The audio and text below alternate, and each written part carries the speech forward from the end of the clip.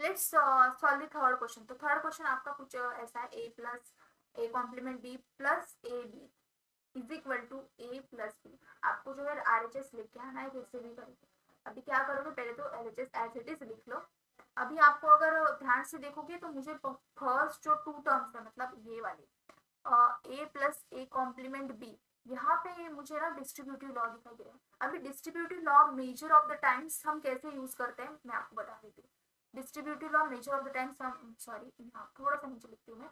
Major of the times A dot B plus C, ये अगर form है, मतलब बाहर डॉट ऑपरेशन है और बीच में प्लस है ऑपरेशन है, तो हम distributive law major of the times use करते हैं। और तो कुछ लोगों को ऐसे लगता है कि ये मतलब बाहर अगर मल्टीप्लिकेशन है अंदर प्लस ऑपरेशन है तो ही हम डिस्ट्रीब्यूटिव लॉ यूज कर सकते हैं, बट ऐसा कुछ भी नहीं है।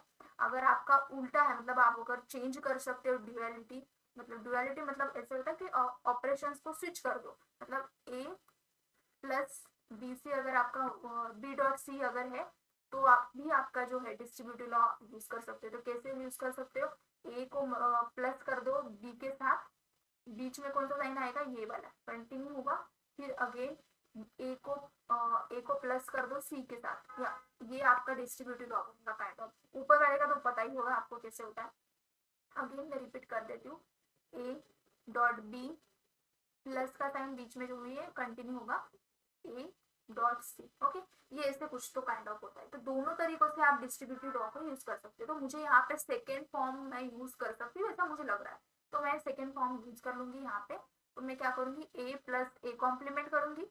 यहाँ पे जो अगर कुछ नहीं, तो मैंने आपको लास्ट वीडियो में बताया था कि यहाँ पे डॉट ऑपरेशन होता है। ओके, तो यहाँ पे डॉट ऑपरेशन अगर आप करोगे तो यहाँ पे डॉट का ही साइन कंटिन्यू होगा। Okay, I hope so it's clear. Next पे क्या है, ए को बी के साथ प्लस करना है, ए प्लस बी। ओके, ये दो ब्रैकेट्स आपके फॉर्म होंगे। इसको अगर आप सिंप्लीफाई करोगे तो मुझे यहाँ पे ना ये ए प्लस ए कॉम्प्लीमेंट कुछ खटक रहा है, मतलब ये कौन सा तो कोई लॉ है, कौन सा लॉ है, इनवर्स लॉ। तो इनवर्स लॉ का यूज करके हम क्या कर सकते हैं, ए प्लस ए कॉम्प्लीमेंट को एज अ रिप्लेस कर सकते हैं वन के साथ, क्योंकि ए प्लस ए कॉम्प्लीमेंट का आंसर होता है वन। ओके, तो मैंने पहले भी बताया था कि आपको नहीं समझ में आ रहा है ये लॉस, तो मैं इसका भी प्रूफ दे दूंगी। तो कैसे मतलब ये लॉस बने हैं, अगर चाहिए हो तो कमेंट सेक्शन में बता दो। ठीक है, तो ए प्लस ए कॉम्प्लीमेंट का आंसर होता है वन। डॉट ऑपरेशन कंटिन्यू होगा। Okay, so second bracket as it is. अगर आप किसी भी चीज को मतलब ए डॉट वन करते हो तो उसका आंसर ए होता है। ये कौन सा लॉ है, identity law, right. So identity law का यूज करके आप जो है one dot A plus B को लिख सकते हो ए प्लस बी। ओके, ये पूरे टर्म को आप ए अज्यूम कर लो, और वन डॉट ए का आंसर होता है ए, तो ए आपका क्या है, ए प्लस बी। ओके, तो ये आपको मिल गया A plus B plus A B. Okay, यहाँ तक सब ठीक है। लेकिन अभी मुझे क्या चाहिए, मुझे ए प्लस भी चाहिए। यहाँ पे तो ए प्लस भी कहीं पे भी नजर नहीं आ रहा, मतलब फर्स्ट ब्रैकेट के अंदर ए प्लस भी है, प्लस प्लस उसके साथ में है ए डॉट बी। तो मुझे ये ए डॉट भी नहीं चाहिए।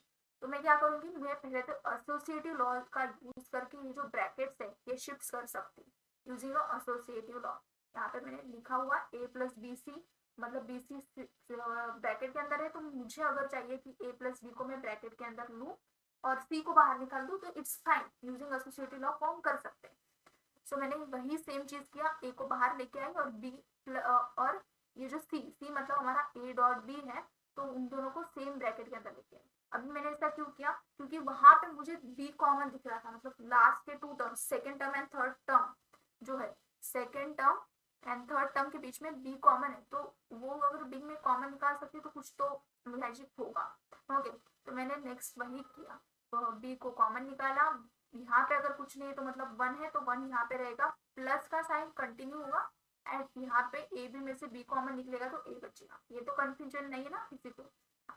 तो नेक्स्ट स्टेप में क्या होगा, वन प्लस ए को ऑलरेडी हमने नहीं यहाँ पे नहीं यूज किया, लेकिन लास्ट क्वेश्चन में यूज किया है। ओके, ए वन प्लस ए अगर करेंगे तो ये हमारा नल लॉ है जिसका आंसर होता है वन। तो यहाँ पे ये जो है बी डॉट वन वन हो जाएगा, और बी डॉट वन का आंसर लास्ट में आपको बी ही मिलेगा, क्यों, यूजिंग आइडेंटिटी लॉ। यहाँ पे आइडेंटिटी लॉ, और यहाँ पे वन प्लस ए का आंसर मतलब नल लॉ का यूज करके हम लिख सकते हैं one A plus one is one. Okay, तो आई होप सो, और एक ही टर्म तो कैरी फॉरवर्ड हम जैसे के जैसे कर ही रहे थे, तो a प्लस बी आपको लास्ट में मिल जाएगा which is nothing but your RHS। Okay, I hope so ये क्वेश्चंस कैसे सॉल्व करते हैं आपको समझ में आ रहा होगा। राइट हैंड साइड में लॉज लिखते जाओ तो भी आपको याद होंगे, वरना तो भूल जाओगे। Okay, so our next question is AB complement plus A complement B plus AB plus A complement B complement is equal to 1 हमें शो करना है। अब ये 1 कैसे आएगा, यहाँ पे तो बहुत सारे टर्म्स है, क्या करना है कुछ समझ नहीं आता। वेट, कुछ नहीं, पहले तो देखो कि कौन से टर्म्स में मैं कुछ क्या कॉमन लेके आ सकती हूँ, किसको मैं पास में लाऊँ तो मुझे फायदा होगा या नुकसान होगा, वो देखो जरा। और आपको अगर 1 चाहिए तो इसका मतलब है कि आपको लास्ट में कुछ तो भी कटिंग वाले टर्म्स ही चाहिए जिसमें आंसर 1 आए मेजरली, ताकि मेरा लास्ट में 1 बचे।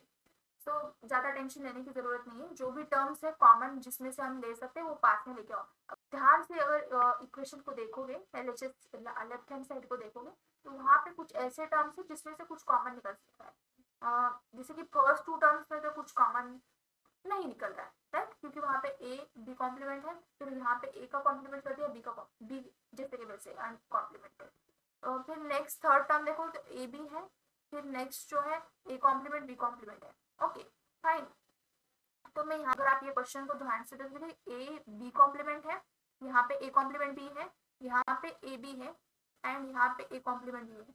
तो अगर मैं ये ए बी कॉम्प्लीमेंट वाला टर्म एंड ए बी वाला टर्म दोनों को अगर पास में लेके आऊँ तो मैं यहाँ से ए कॉमन निकाल सकती हूँ, और यहाँ से ये दोनों टर्म अगर इन दोनों को कॉमन साथ में लेके आऊँ तो यहाँ पे ए कॉम्प्लीमेंट को मैं कॉमन निकाल सकती हूँ। ऐसा कुछ आपको दिखाई दे रहा।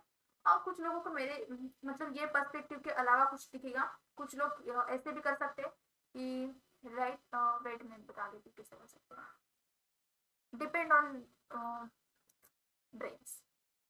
यहाँ पे एक काम कर सकती हूँ, बी भी जहाँ पे बी कॉमन है उन टर्म्स को साथ में लेके आऊंगी, जैसे कि ये दोनों टर्म्स, और यहाँ पे ए बी कॉम्प्लीमेंट है और ए कॉम्प्लीमेंट बी कॉम्प्लीमेंट है, तो इन दोनों को अगर मैं साथ में लेके आऊँ तो मैं यहाँ से बी को बाहर निकाल सकती हूँ पहले 2 टर्म्स में से, और ए बी कॉम्प्लीमेंट बी में से मैं बी कॉम्प्लीमेंट को बाहर निकाल सकती हूँ, राइट। अभी कुछ लोग इसके अपोजिट भी कर सकते हैं, मतलब कुछ लोग ए को और ए कॉम्प्लीमेंट को बाहर निकाल सकते हैं, विच इज फाइन, कोई प्रॉब्लम नहीं, आप वैसे भी कर सकते उस वैसे भी करोगे तो आंसर आपका 1 आ ही जाएगा, मैं इसका गारंटी देती हूँ।